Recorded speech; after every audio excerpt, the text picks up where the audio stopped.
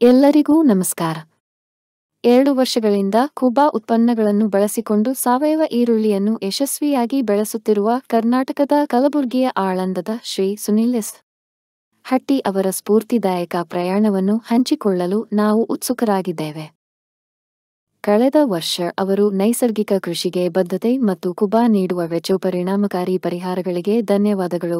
1 ವರ್ಷದವರೆಗೆ ಅದ್ಭುತವಾದ ಶೆಲ್ಫ್ ಜೀವಿತಾವಧಿಯೊಂದಿಗೆ 280ಕ್ಕೂ ಹೆಚ್ಚು ಈರುಳ್ಳಿ ಪ್ಯಾಕೆಟ್ಗಳನ್ನು ಕೊಯ್ಲು ಮಾಡಿದರು.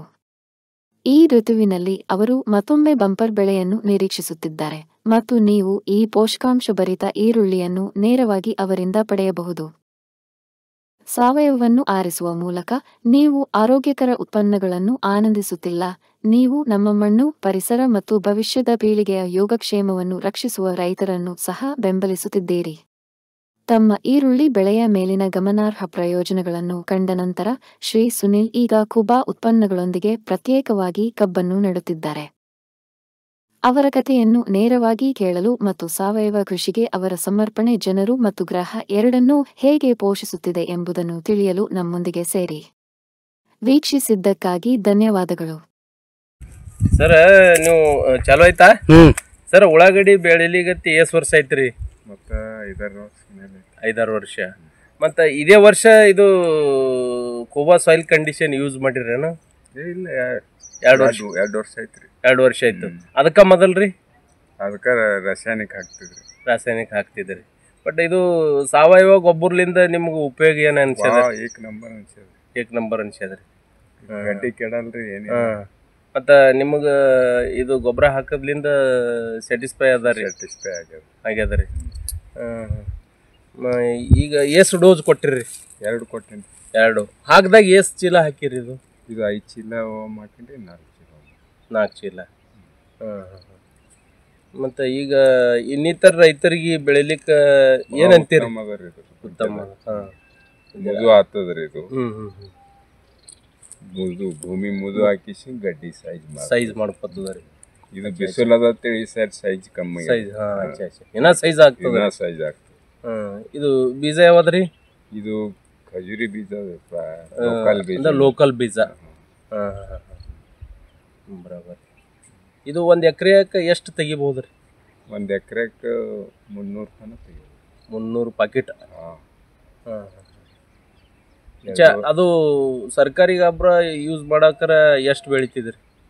ಅದನ್ನು ಆಗಿತ್ತು ರೀ, 2.5 ಅದು ಆಗಿತ್ತು ಅಂದ್ರು. ಗಡ್ಡಿ ಕೆಡ್ತಿತ್ರಿ.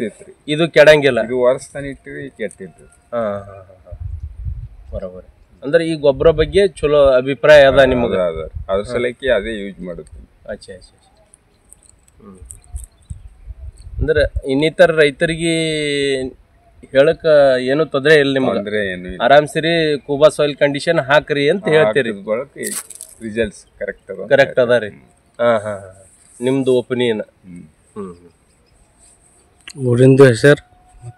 ನಿಮ್ಮ ಹೆಸರು ರೀ ಸರ್? ಸುನಿಲ್ ಹತ್ತಿ. ಇಲ್ಲಿ ಆಳಂದ ಲೋಕಲ್ದವ್ರು. ಧನ್ಯವಾದಗಳು ಸರ್.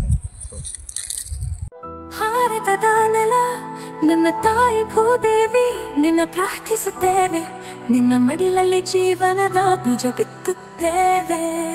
ನಿನ್ನ ಮಣ್ಣಿನಲ್ಲಿ ನಮ್ಮ ಜೀವನ ನೆಲೆಸಿದೆ. ನಿನ್ನ ಕಾಪಾಡಿದರೆ ನಮಗಾಗಿ ಆರೋಗ್ಯಕರ ಆಹಾರ ಬೆಳೆ.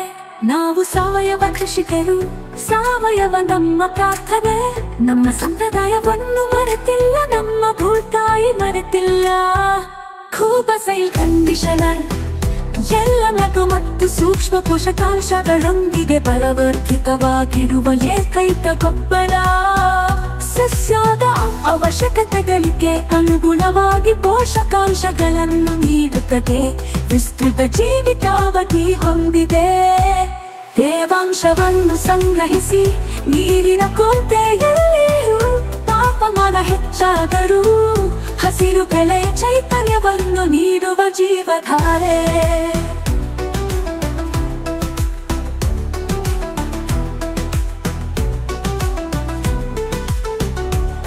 ಈ ಗೊಬ್ಬರವು ಎಲೆಗಳು ಬೇರುಗಳ ನೇರ ಸಂಪರ್ಕಕ್ಕೆ ಬಂದರೂ ಗೊಬ್ಬರ ಹಾಕಿದ ನಂತರ ನೀರು ಹಾಕುವುದು ತಡವಾದರೂ ಸಸ್ಯಗಳಿಗೆ ಯಾವುದೇ ಹಾನಿಕಾರಕ ಪರಿಣಾಮಗಳಿಲ್ಲ. ಆರೋಗ್ಯಕರ ಮಣ್ಣು ಆರೋಗ್ಯಕರ ಸಸ್ಯದ ಆಧಾರವಾಗಿದೆ.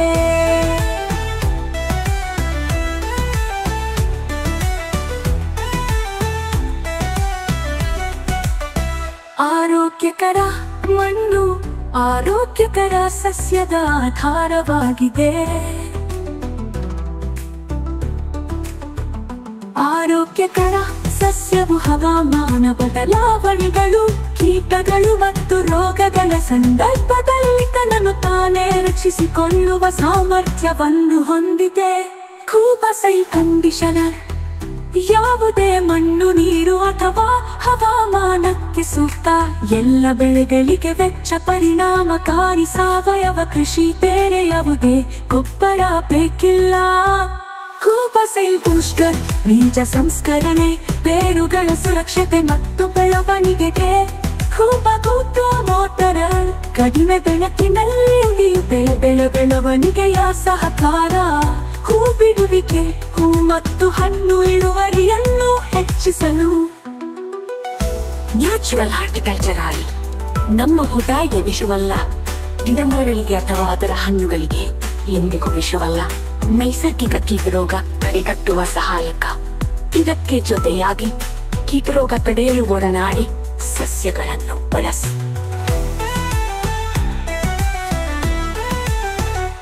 ಪರಿಸರ ನಮ್ಮ ಸ್ನೇಹಿತ, ನಮ್ಮ ಪೂರ್ವಜರ ಬುದ್ಧಿವಂತಿಕೆ. ಪರಿಸರ ಸ್ನೇಹಿಯಾಗಿರುವುದು ಎಂದರೆ ನಿಮ್ಮ ಪ್ರಯೋಜನಕ್ಕಾಗಿ ಪ್ರಕೃತಿಯನ್ನು ಬಳಸುವುದು, ಹಾಗೆಯೇ ಕೃಷಿ ವೆಚ್ಚವನ್ನು ಕಡಿಮೆ ಮಾಡುವುದು.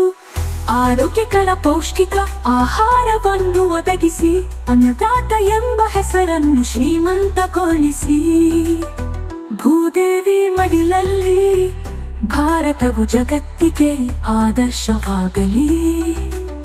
ಭೂದೇವಿಯ ಮಡಿಲಲ್ಲಿ ಸಾವಯವ ಕೃಷಿಯ ಪರಂಪರೆಯ ಬೆಳೆಯಲಿ.